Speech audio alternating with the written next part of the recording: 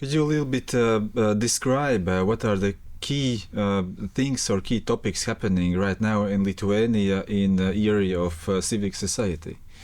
Yes, so one thing is financing of non-governmental organizations, and every citizen can allocate 1.2% of his income tax, and receivers of that funding can only be non-governmental organizations, meaning that they're not for profit. There has been a lot of diminishment of who can receive.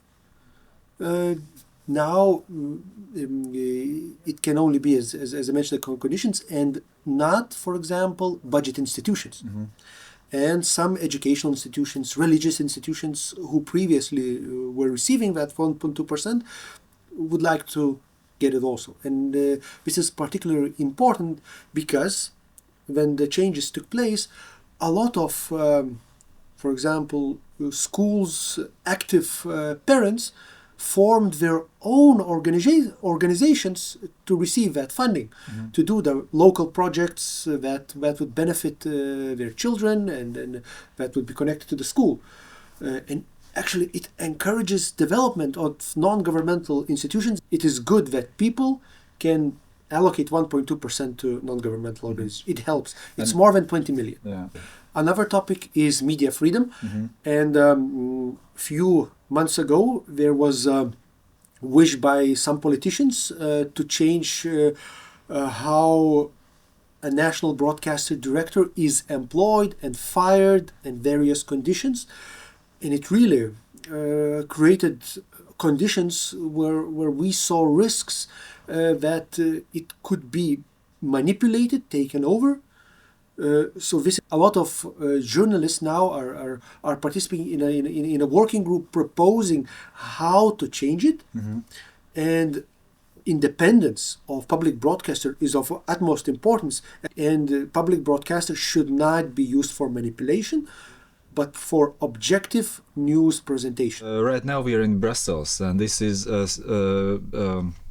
week of civic society, and among other topics that have been discussed here, there's also, we have spoken about working together and about collaboration. From your perspective, what should Latvian and Lithuanian NGOs and civic society need to do to work more closer and to tackle those issues, not country by country, but on a region perspective? I would love to see more Lithuanian, Latvian, Estonian cooperation, and one of the, I would say, main is civil resistance, preparedness, because at the moment we have, I would say, a very real threat from the East that, if we don't prepare for it, inform society, train society that is prepared, it will not be touched. So we start from there, and we can definitely find topics where we can exchange ideas and find ways to collaborate. I wish that you would also be able to allocate 1.2%, or maybe in Romania 3.5%. I would wish you to work that you would be able to directly put your ideas in Parliament for amendments, so that you would be able to discuss that in the committees.